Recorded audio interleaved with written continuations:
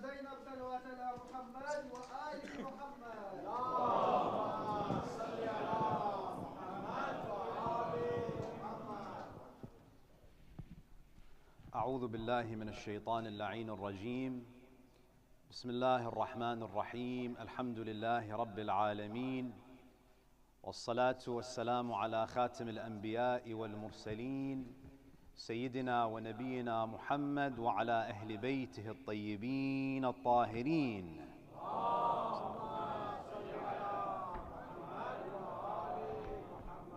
صلى الله عليه وعلى آله الطيبين الطاهرين. صلى الله عليك يا رسول الله، صلى الله عليك يا سيدي ويا مولاي يا أبا عبد الله، يا رحمة الله الواسعة ويا باب نجاة الأمة ويا عبرة كل مؤمن ومؤمنة. يا ليتنا فيا ليتنا كنا معكم سيدي فنفوز والله فوزا عظيما. قال تعالى في كتابه الكريم: بسم الله الرحمن الرحيم: الشيطان يعدكم الفقر ويأمركم بالفحشاء والله يعدكم مغفرة منه وفضلا. صدق الله العلي العظيم. عطروا أفواهكم وزينوا مجالسكم بذكر الصلاة على محمد وآل محمد.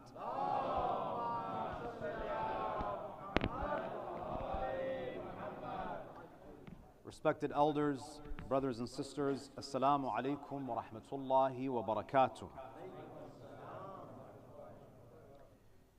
The religion of Islam is a holistic tradition that addresses the spiritual, the psychological, and even the economic needs of the individual and the society at large.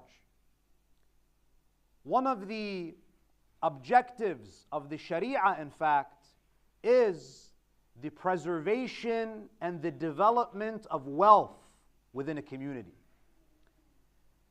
When you look at the Quran, you see that Allah subhanahu wa ta'ala intertwines the concept of wealth and worship.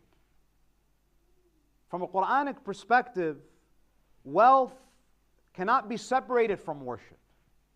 When Allah subhanahu wa ta'ala speaks to us about the believer, He describes the mu'min in the following way, in many verses of the Quran: الَّذِينَ يُقِيمُونَ الصَّلَاةَ وَيُؤْتُونَ الزَّكَاةَ.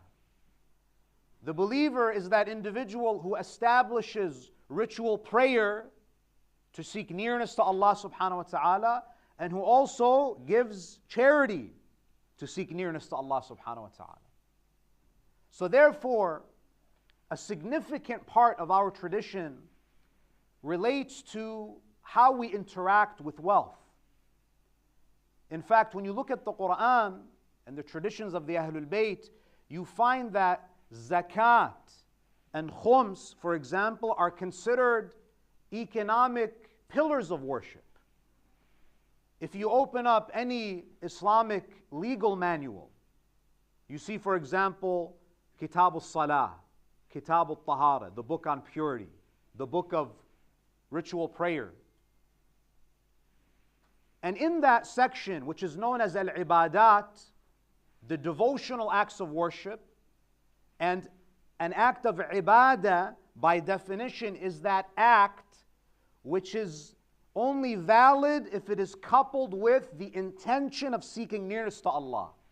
Like salah, you can go through the motions of prayer, but if you don't do it with the niyyah of qurbatan ilallah, the prayer is invalid.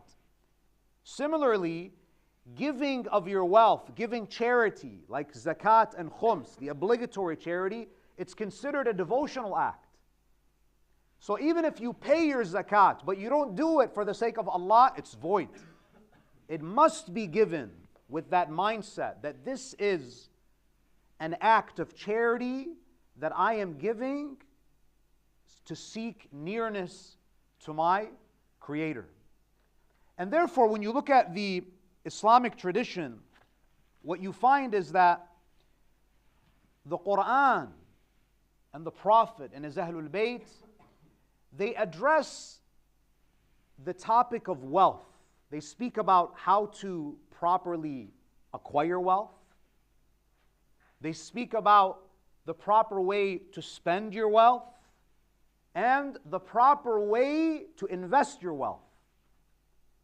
Now, even a cursory glance at our hadith literature, if you open up Wasa'il al-Shi'a, if you read through Kitab al-Kafi, Kitab al-Tahdhib, you find that a substantial amount of our narrations address financial matters and financial issues. And in fact, when you look at the statements of the Prophet and the Ahlul Bayt, what you find is that they don't only speak about what is halal and what is haram. When you look at the traditions of Ahlul Bayt that discuss financial matters, they don't only tell you that this transaction is forbidden and this transaction is permitted. What you see, interestingly, is that Rasulullah sallallahu alaihi wasallam and his immaculate progeny, they focused heavily on the psychology of wealth. Because if you don't have the right approach to wealth, if you don't have the right mindset when it comes to money, you will not be able to make healthy financial choices. And therefore, if we want to be economically prudent, if we want to be mature in the way that we acquire and we spend and invest our money, we have to speak about the psychology of wealth. It's an important prerequisite. Now, Allah subhanahu wa ta'ala in the Quran highlights that it is in the nature of the human being to love wealth. Allah subhanahu wa ta'ala in Surah Al-Fajr, what does He say? وَتُحِبُّونَ الْمَالَ حُبًّا جَمًّا. O human being, you have an intense love for wealth. And what you see is whenever Allah subhanahu wa ta'ala places an intense love in the human being for something, know for a fact that Allah is going to give you guidance on how to regulate that intense love. So for example, human beings have an intense love for the opposite gender, for example. Allah subhanahu wa ta'ala put that desire in you. But Allah subhanahu wa ta'ala didn't just leave you with that desire. He provided you with guidance on how to regulate and channel that desire. Similarly, when it comes to our love for wealth, this is part of the fitrah. To want to improve your life, to want to make your life more comfortable, to build wealth.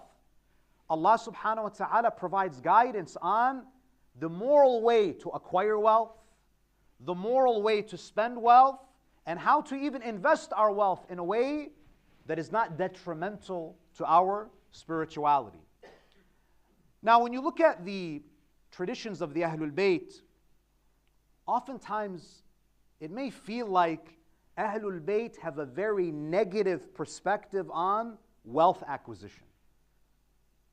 You know, what's the first thing that comes to mind when I say dunya? Automatically, dunya bad. Dunya is not good. Dunya takes me away from Allah subhanahu wa ta'ala. However, when you look at the statements of the Prophet, there is an aspect of wealth that is dangerous. It's not the wealth itself, it's our approach to wealth that can be dangerous. So for example, we have a statement that is attributed to Rasulullah sallallahu alaihi wasallam,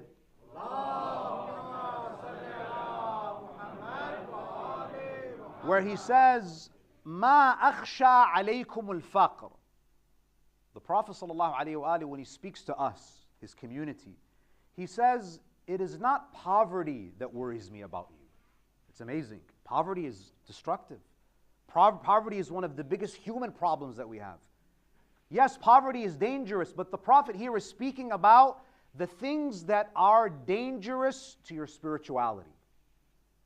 You know, if you look at the parts of the world that are poor and destitute, yes, they're suffering physically and emotionally, but in many cases, people who have very little oftentimes have great faith.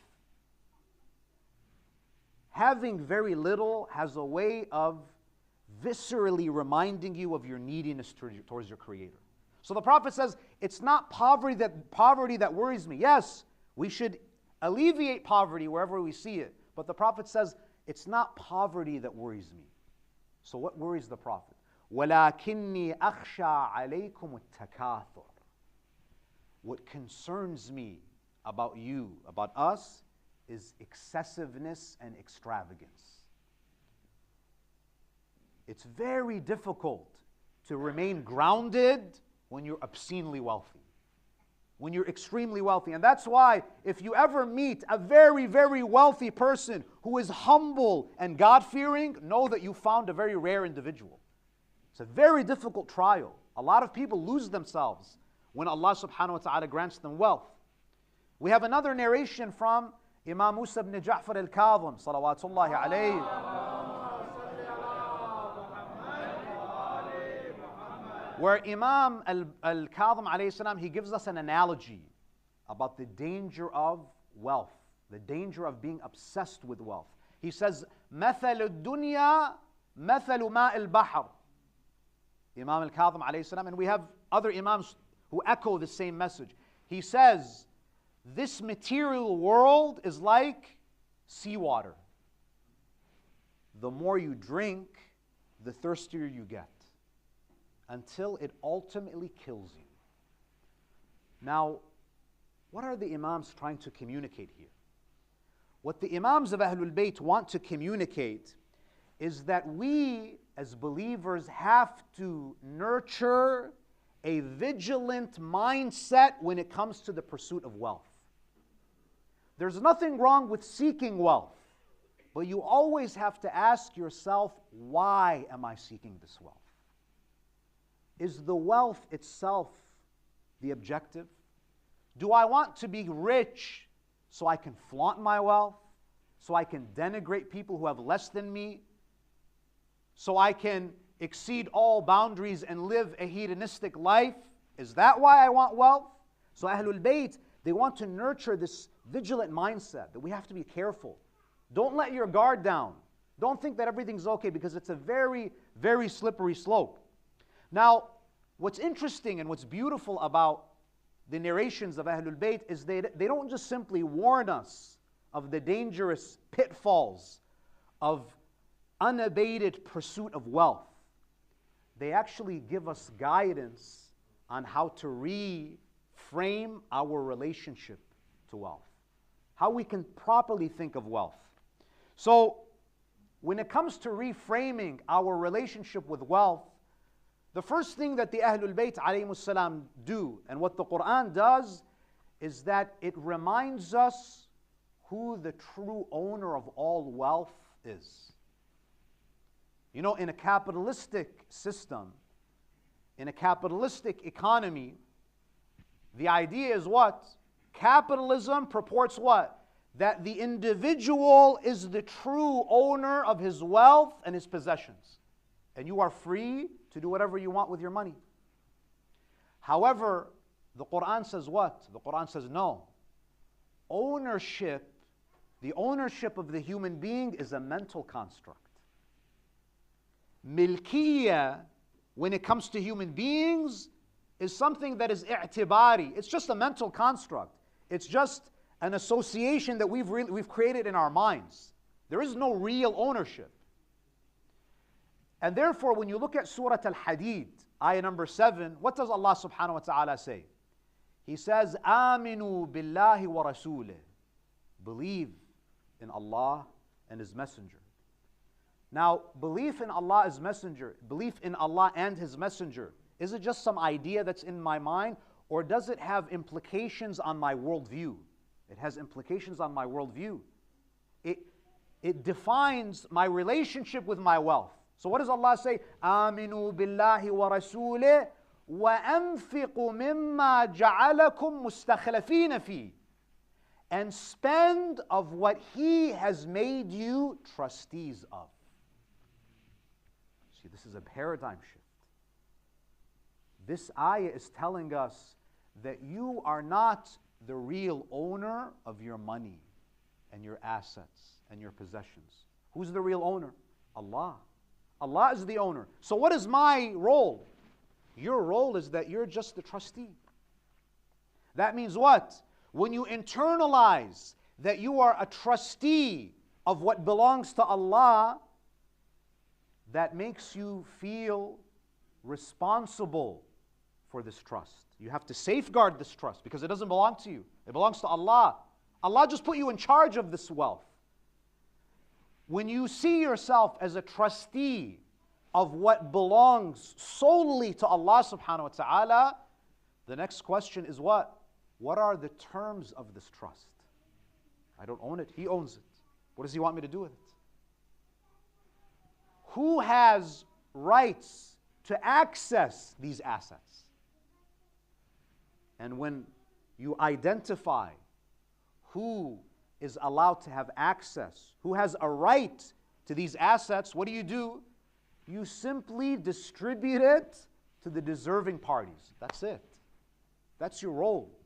Can you imagine how your relationship with money and with wealth would change if you have this mindset? I'm just executing what Allah wants. And therefore, when you give charity, when you give zakat and khums, do you say to the marji' that, by the way, I want a meeting with you, I want a receipt, and give me a financial report?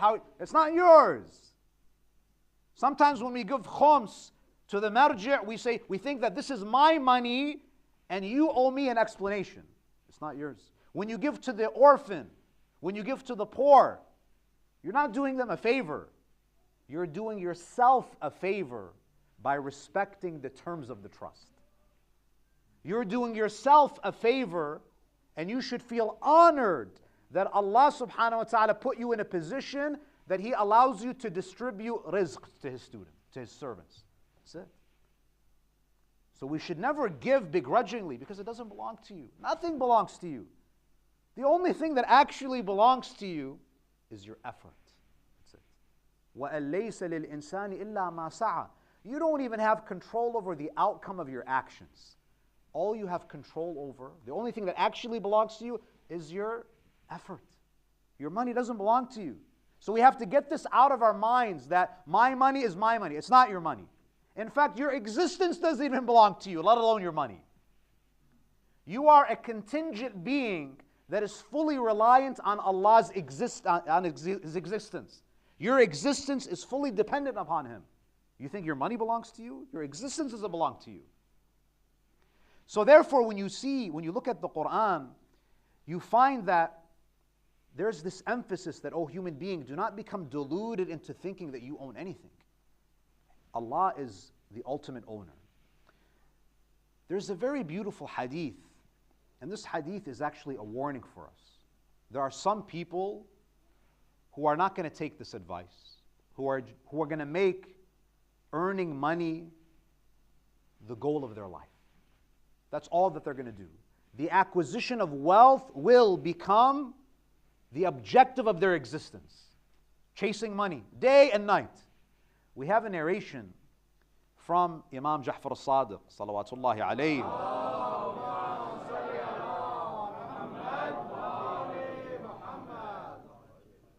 The narration is a narration that speaks about the paradox of pursuing wealth. Now you would think, logically, that if I spend all of my time and all of my efforts and all of my energy on earning money, then surely I should at least gain financial contentment. I should be happy, I should be at ease because my whole life is dedicated to this. But look at the paradox of unabated pursuit of wealth. Look at what Imam al-Sadiq says. He says, "Man asbaha wa amsa wa dunya akbaru hammi." Whoever wakes up in the morning and goes to sleep at night, and dunya, the material world, is his greatest concern. You should be concerned, But it shouldn't be your greatest concern. His greatest concern is making money, chasing money, getting that dollar. What happens? There is a consequence. It's the law of God. You make the purpose of your existence the accumulation of wealth, this is what's going to happen to you. جَعَلَ اللَّهُ الْفَقْرَ بَيْنَ عَيْنَيْهِ. Allah will put poverty in front of your eyes, always. Meaning, the dunyawi punishment from Allah for the pursuit of wealth, making it your primary pursuit is what? Allah says, I'm going to fill your heart with financial anxiety. And subhanAllah, I've seen this with my eyes. Some of the richest people in the world have the highest stress levels in the world. They're always checking the market. If there's a blip in the market, their blood pressure goes up. Their entire lives, they have millions. You would think that you should be relaxed now because you're rich. Rich people who are obsessed with money always live with financial anxiety. They have this anxiety, constant. And subhanAllah, what does the hadith say? وَشَتَّتَ أَمْرًا. Their affairs are confounded. Everything's still a mess. And then what does the Imam say? وَلَمْ يَنَلْ مِنَ الدُّنْيَا إِلَّا مَا قَسَمَ اللَّهُ لَهُ. In the end, after all of this running around, you will only get from the dunya what Allah had initially decreed for you. Just like you're running on this wheel. And then what does the rest of the hadith say? وَمَنْ أَصْبَحَ وَأَمْسَى وَالْآخِرَةُ أَكْبَرُ هَمِّهِ. Whoever wakes up in the morning and goes to sleep at night, and the hereafter is his main concern. There's a reward for living like that. Having that mindset, there's a reward for it. What's the reward? جَعَلَ اللَّهُ الْغِنَى فِي قَلْبِهِ وَجَمَعَ لَهُ أَمْرًا. A person like that, Allah will put financial contentment in his heart. And I've seen this. There are some people who only make 30,000, 40,000 pounds or dollars a year, and believe me, they enjoy their lives more than some of the multimillionaires because they live God-centric lives. And these people, subhanAllah, they're able to go on ziyarah, some of them can go to Hajj, and you see the multimillionaire doesn't make it for ziyarah, doesn't have time. There's no barakah in the money. There's no barakah in the wealth. Now, so what we see is, number one, Ahlul Bayt teach us, the Quran teaches us that Allah is the ultimate owner of wealth. We are simply trustees. Number two is, if you make earning money and accumulating money the primary goal of your existence, it's going to backfire. You're going to live a life of financial anxiety. If you make Allah the center of your life, the akhirah your primary concern, no matter what your financial situation is, Allah will give you peace. You'll feel that financial contentment. Now, what does the Quran tell us about spending? When you look at the Quran, you see in Surah Al-Furqan, when Allah describes Ibadur Rahman, when He describes the servants of the beneficent, the ayah says, describing the way believers spend their money. وَالَّذِينَ إِذَا أَنفَقُوا. The believers are those who, when they spend, لَمْ يُسْرِفُوا. They're not extravagant. وَلَمْ يَقْتُرُوا. And they're not stingy. They're balanced. They are moderate with their spending. When they want to buy a car, they're not extravagant. And extravagance is going to depend on your socioeconomic status. If you're a school teacher, buying a Ferrari is extravagant. But if you are of a higher socioeconomic status, of course, living a life of simplicity is always best. But we're speaking about what is permissible and what's not. So, the Quran says spend, enjoy life, but be moderate. Be moderate. Don't be extravagant and don't be stingy. And the worst type of stinginess is for a person to be stingy with his family. You know, there are some people, and unfortunately there are some men who are stingy. And again, there are some sisters who might take it a little bit too far with the extravagance. And then you have vice versa.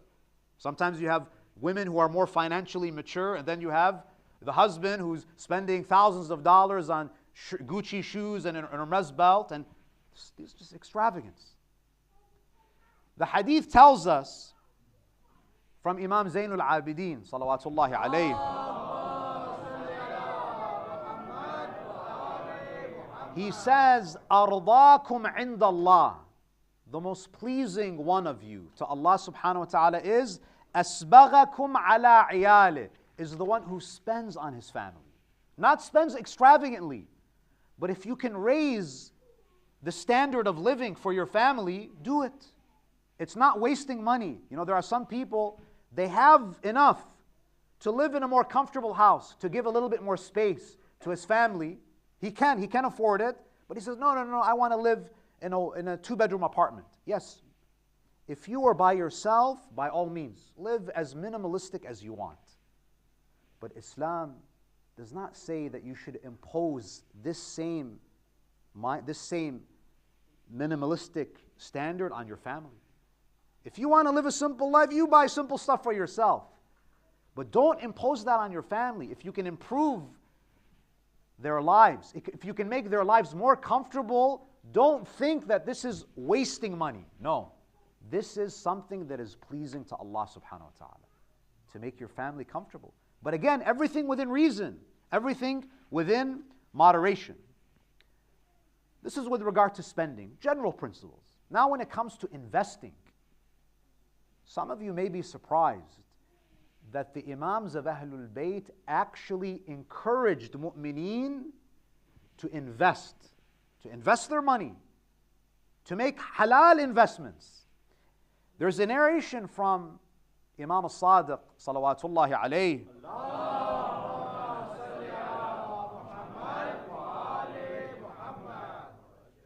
Imam al-Sadiq, he has a conversation with Zurara.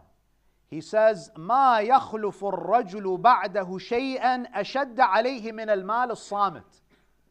Imam al-Sadiq says, there is nothing that a man leaves behind that causes him more regret and remorse than, the hadith says, money that is silent. It basically means to just have money sitting there and doing nothing.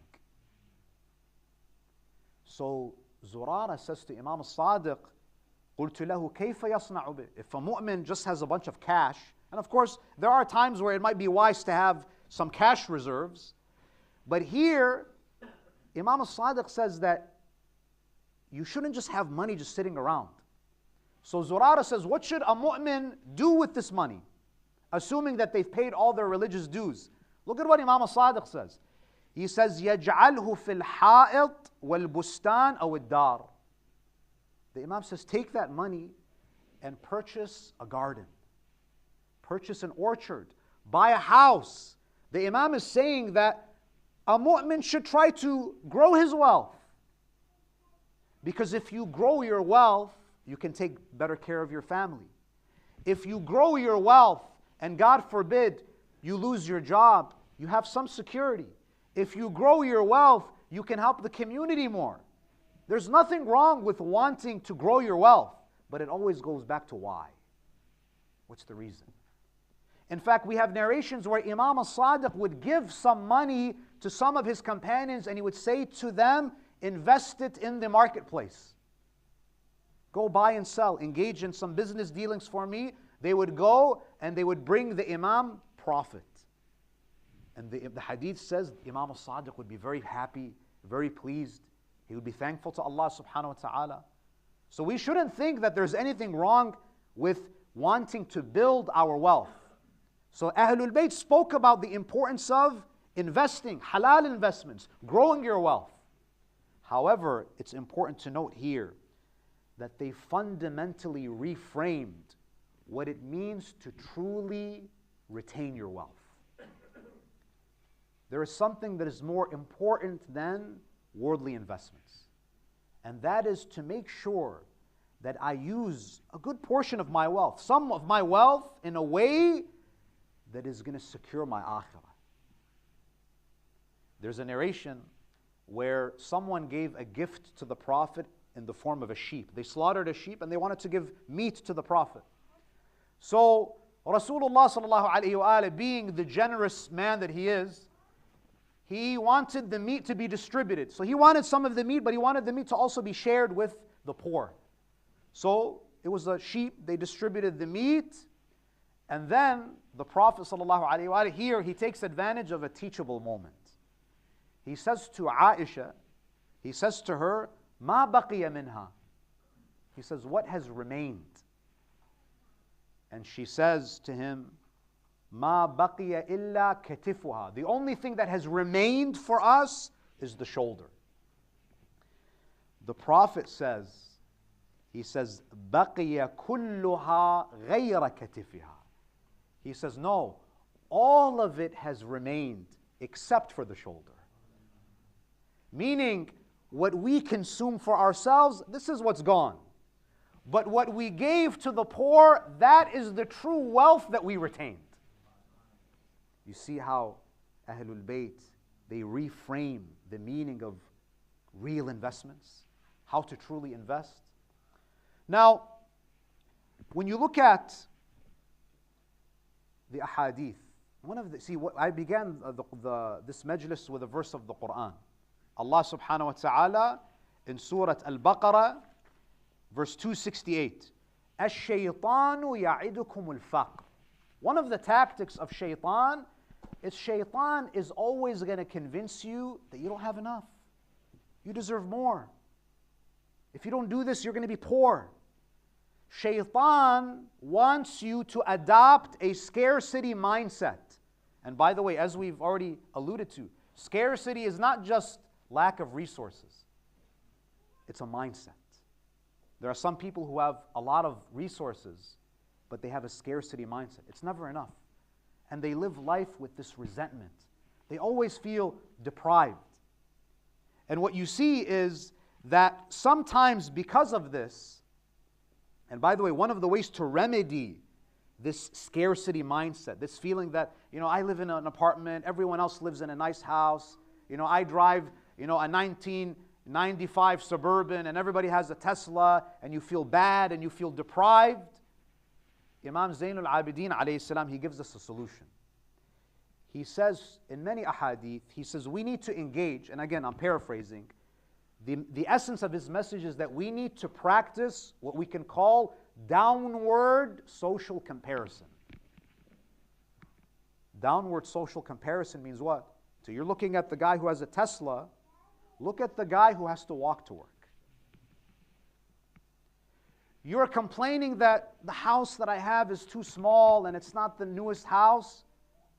Go to Pakistan, go to Afghanistan, go to Iraq and see the people who are living under the sky.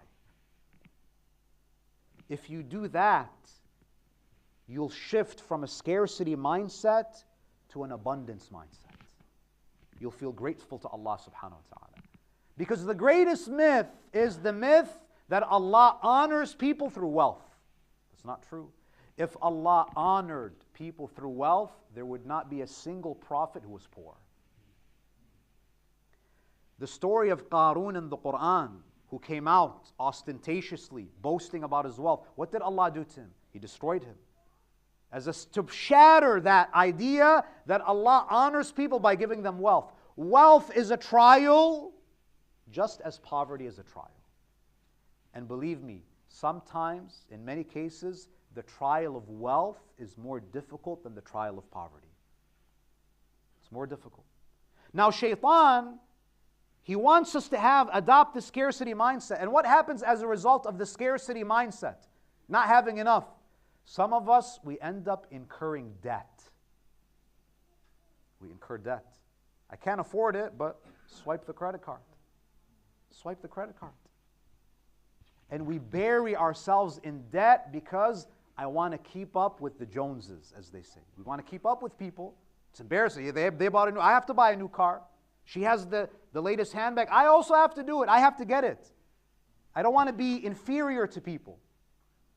Do you know the average American household has $8,000 to $9,000 in credit card debt? I'm not talking about more, just credit card debt. A recent study that I read in the UK residents, according to a study that I recently read, 20% of UK residents, they have to use credit cards to pay for their necessary bills, their basic bills, like utility bills, water bills. People are buried in debt. Why? Of course, we have systemic issues, there's no doubt about it, but part of this problem is that scarcity mindset. We're never satisfied. We have to have more. We've convinced ourselves that if I get these new shoes, I'll be happy. If I get this new car, that's all that I want. But it never ends. We know it never ends. And what happens as a result is that we bury ourselves in debt. Now the problem here is we end up taking on debt that is interest-bearing. Riba. You know, one of the problems, especially in the Muslim community, but especially in the Shia community, is that we don't really, it doesn't seem that we consider riba a sin anymore. You know, if you look at the Quran, the only sin in the Quran that is described as a declaration of war against Allah and His Messenger is riba. It's haram to pay interest, and it's haram to take interest. So what do we do? Now, I'm not trying to scare everybody, but the reality is there are some solutions. But do you know the solutions?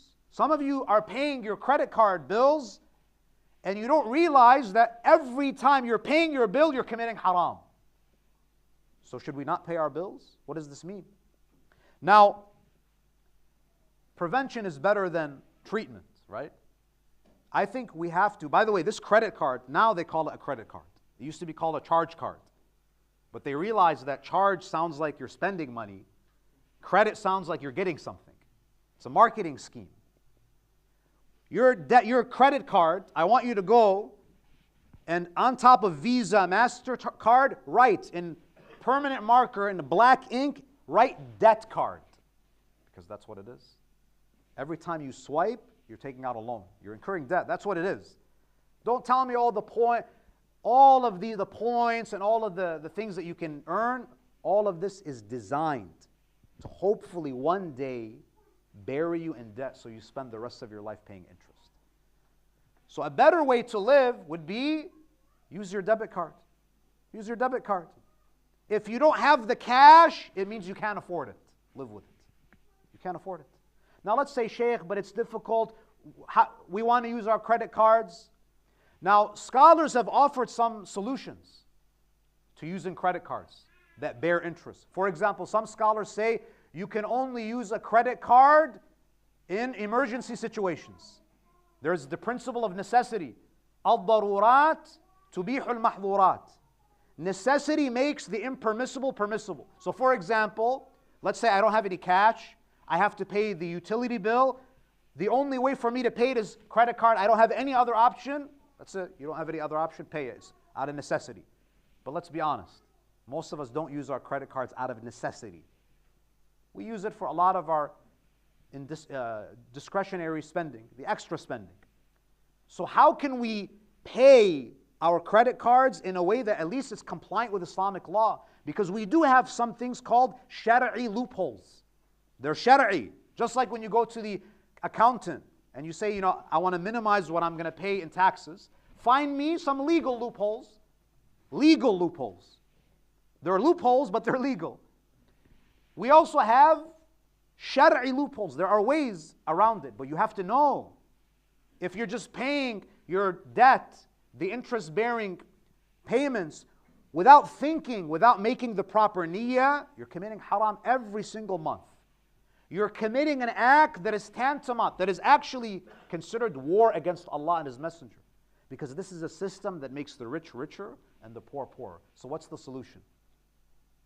Sayyid al-Sistani, and you have to refer to your marja. This is not just a simple issue. Sayyid al-Sistani, he says, you can use these credit cards through the concept of istinqadh. What does this mean? Now these credit card companies are non-Muslim companies.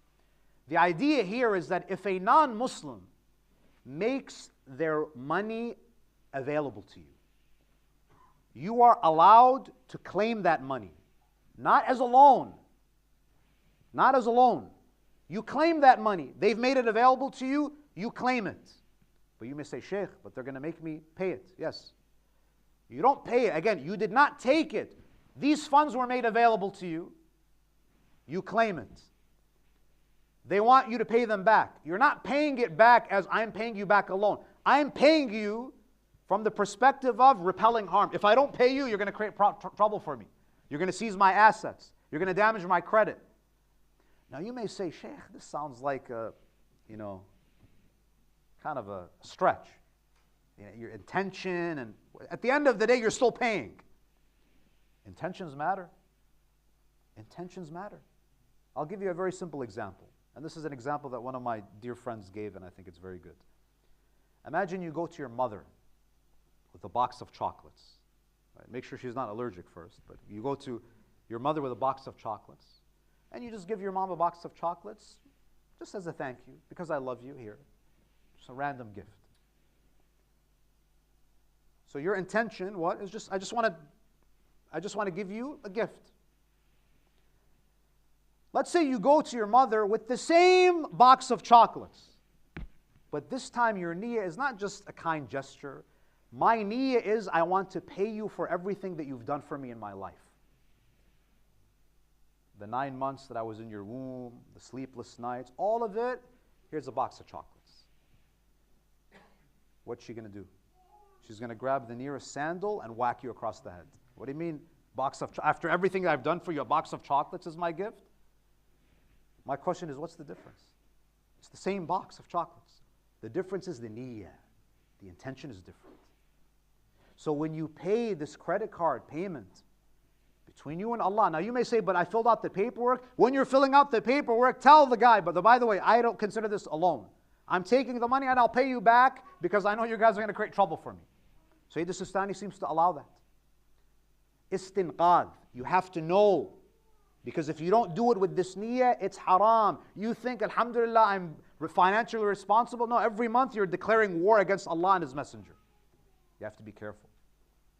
Now, in general, as I said, if you don't have the cash, believe me, it would be better if we go back to the times when, if you don't have the money, you just don't buy it. You don't buy it. Live more simple lives. It's okay to not have the biggest screen TV, flat screen in the world. It's okay not to drive a Tesla. It's okay. We'll still accept you in the community if you don't have Gucci shoes. It's okay. Taking on debt is makruh. Taking a loan is makruh. In fact, we have a narration from Rasulullah sallallahu alayhi wa alihi.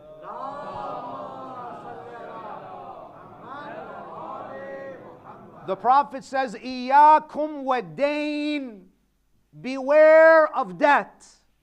Beware of debt. فَإِنَّهُ هَمٌّ بِاللَّيْلِ وَذُلٌّ بِالنَّهَارِ. Because debt is stress at night. When you're in bed, you're thinking, oh, the thousands I have to pay back. It's stress at night, and it's humiliation during the day. Your debt collector calling you, when are you going to pay me back? Avoid it. Don't take out loans that you can't afford to pay back. Live a more simple life. We have a narration from Imam al-Sadiq, salawatullahi alayhi.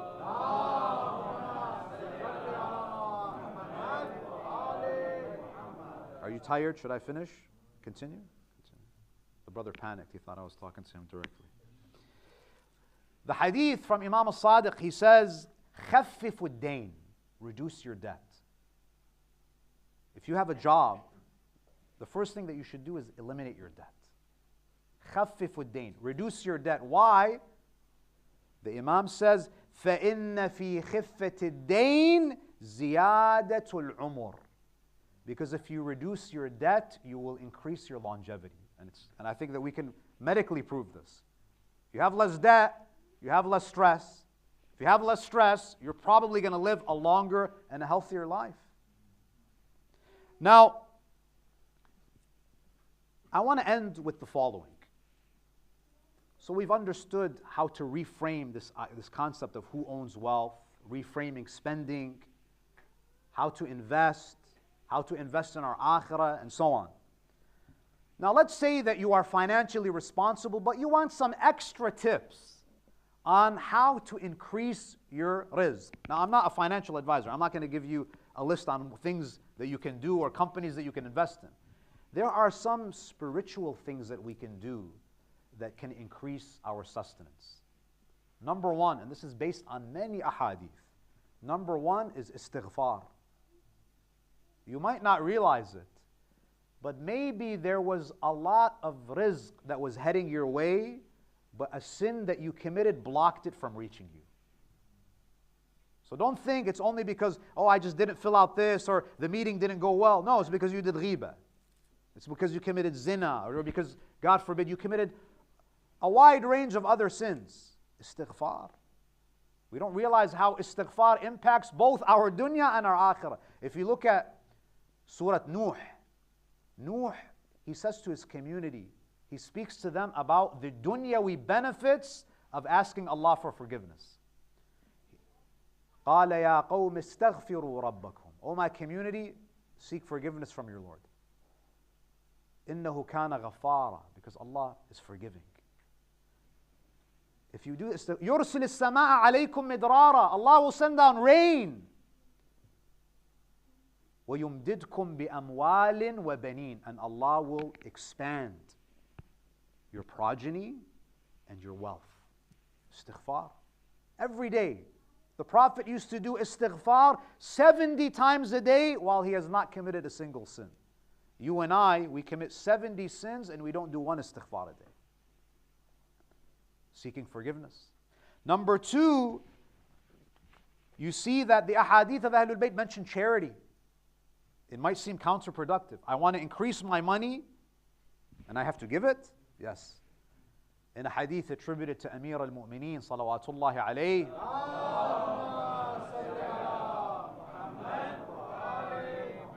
he says, استنزل الرزق بالصدقة. Elicit the descent of sustenance through charity. Give charity.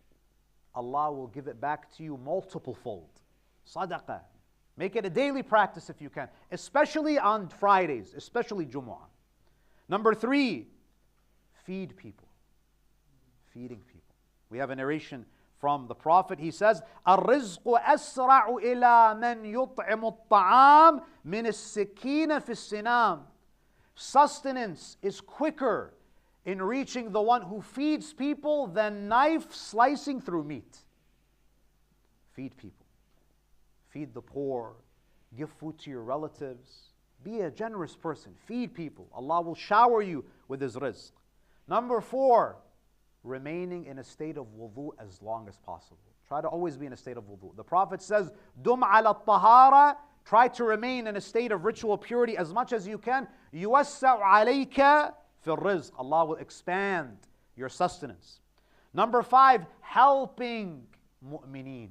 Just helping mu'mineen. مُوَاسَاةُ الْأَخْ فِي اللَّهِ. Helping a brother or a sister in faith.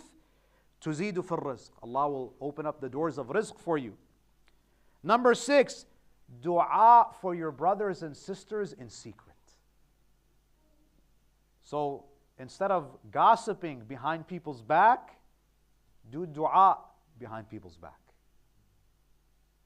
Instead of gossiping, mention this person in your dua. The hadith says from Imam al-Baqir alayhi salam, عليك بالدعاء لإخوانك بظهر الغيب. Make dua for your brother and your sister in faith in secret. What will happen if you do that? فإنه تهيل الرزق. Because it pours down rizq. Try it. Try it. The thing is, we hear these ahadith, we don't implement them, and we wonder why our sustenance is constricted. Try it. Number seven, kindness. Just being kind, especially to your parents. Allah will never put barakah in your money if you disrespect your parents. Be careful. Kindness. إِنَّ الْبِرِّ. Imam al-Sadiq says, إِنَّ الْبِرَّ يَزِيدُ فِي الرِّزْقِ. Kindness increases sustenance. And then finally, and we'll conclude with this. We have a narration, and we have multiple narrations to this effect.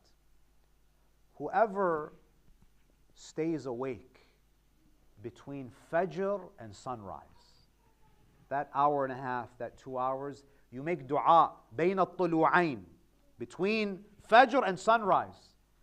The hadith from Imam al-Sadiq, he says this is more effective, making dua at that time. It's more effective in increasing your sustenance than spending an entire month traveling to increase your sustenance. There are certain times that are highly recommended for us to supplicate to Allah subhanahu wa ta'ala. And this is what the Ahlul Bayt have taught us. And this is what we see in the character and personality of Sayyida Zainab alayhi salam. Sayyida Zainab was a woman of dua. You would never see Sayyida Zainab, Imam al-Hussein, Imam Amir al-Mu'mineen. You will never find them sleeping between Fajr and sunset. This is the prime time for dua. When Amir al-Mu'mineen, it is said, when he was hit by Ibn Muljim and they were carrying him back to his home after Salat al-Fajr, Imam, he could see that the sun is beginning to rise. And the Imam says, Allah is my witness, O son, you never rose and found Ali sleeping. This Imam, Amir al-Mu'mineen, he is the one who raised Sayyida Zainab in his lap. When she was 2 years old, she was in the lap of Amir al-Mu'mineen. And he would say to her, O Zainab, say one. She would say one. And then he would say to her, say two. She says, Father, the tongue that says one cannot say two. An expression of the oneness of God. A tongue that speaks the one cannot say two. Allah is one. We have one Lord. We have one sustainer. We have one provider. This is a family of tawheed. Sayyida Zainab alayhi salam, one of the titles of Sayyida Zainab is Ummul Masa'ib. Do you know what Ummul Masa'ib means? The mother of calamities. And the calamities in the life of Sayyida Zainab began at a very early age, a very young age.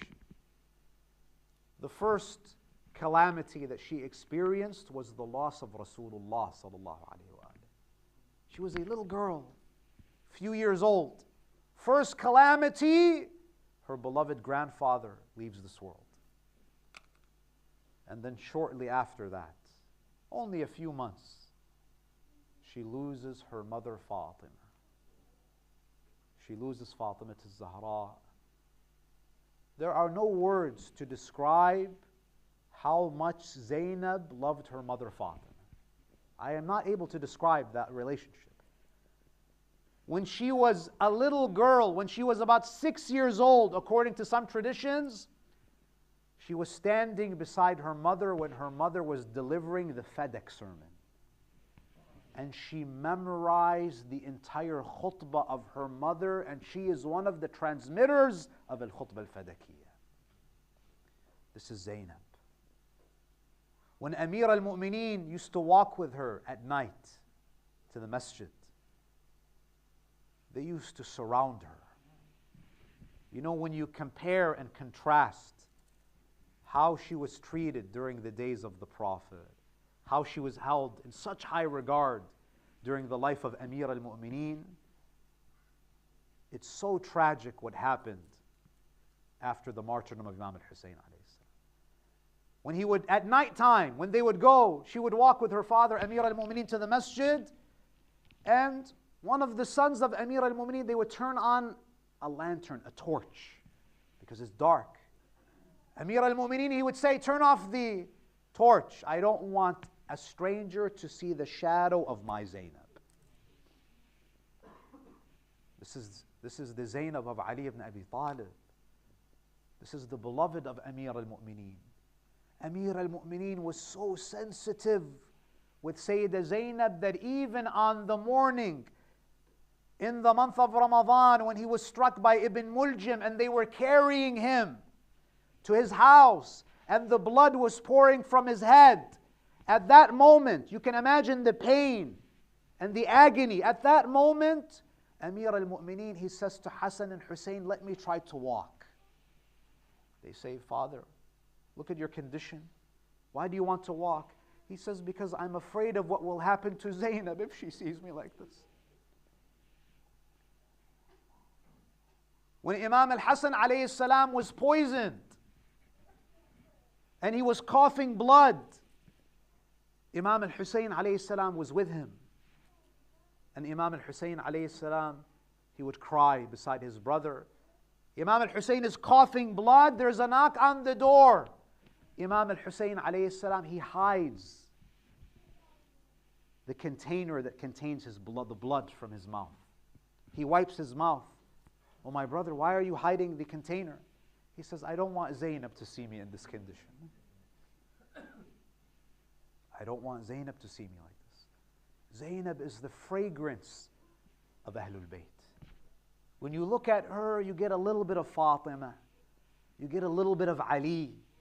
You get a little bit of Hassan al-Mujtaba. You get a little bit of al-Hussein. And there was no one who used to spoil Sayyidah Zainab like Abu al-Fadl al-Abbas. Abu al-Fadl al-Abbas, even though he was the brother of Sayyidah Zainab, wallah, brothers and sisters, he acted as a slave of Sayyidah Zainab. As a slave of Sayyidah Zainab. He is the one who would hold her hand and dismount her from the camel. She would step on his thigh, she would step on the thigh of Abbas when she comes down. Abbas would stand outside of her tent guarding Sayyidah Zainab alayhi salam. And what happened on the day of Ashura? What happened on the day of Ashura? Sayyidah Zainab alayhi salam, she had two sons who were martyred with Imam al-Hussein, Aun and Muhammad. She loved her sons. They were very dear to her. They were slaughtered in the most cruel way in front of her eyes. But you see that Zainab barely mentions Aun and Muhammad. She doesn't talk about them. She loved them. But after the battle of Karbala, when the head of Imam al-Hussein was put on a spear, the narrator says that I will never forget the cry of Zainab. What did Zainab say when she saw the head of Abu Abdullah? The narration said she came out and she cried out, Wa Muhammadan, Salla alayka malikus sama. She sees the head of Hussein, but she cries out, Muhammad. Because people see Hussein, but she sees Rasulullah's head on the spear. Wa Muhammadan, Salla alayka malikus sama. She starts to address Rasulullah. What does she say to Rasulullah? She cries out, هذا حسين بالعراء. Ya Rasulullah, oh my grandfather, Ya Rasulullah, this is your Hussein. This is your Hussein laying on the plains of Karbala. هذا حسين بالعراء. What's the condition of Hussein? مرمل بالدماء. Your Hussein, Ya Rasulullah, this is your beloved Hussein, the Hussein that was in your lap. The Hussein now is covered in blood, Ya Rasulullah. هذا حسين بالعراء مرمل بالدماء مقطع الأعضاء. Ya Rasulullah, your Hussein, his limbs have been cut off.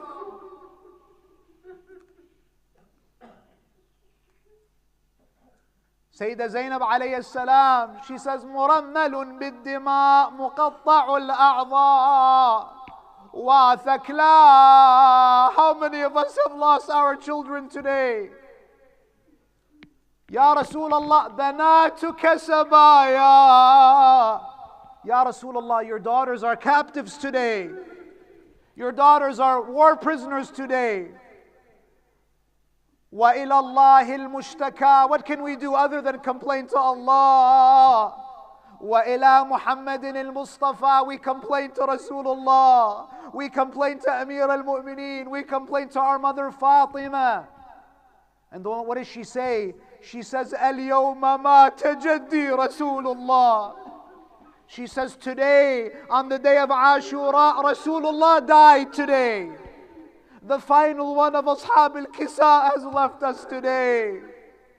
And then she cries out, Ya Ashab Rasulullah, O companions of Rasulullah, هذه ذرية النبي. This is the progeny of your Prophet. The women of your Prophet, the daughters of your Prophet have been taken as prisoners. When Sayyidah Zainab alayhi salam, when she went back to Medina, you would think she would go back to her house. The first thing that Sayyidah Zainab did when she arrived in Medina, she went straight to the grave of Rasulullah. She stood in front of the grave of Rasulullah and she said, Assalamu alayka ya Jadda. Peace be upon you, O my grandfather, Ya Rasulullah. I've come to you with news, Ya Rasulullah. I want to tell you something, Ya Rasulullah.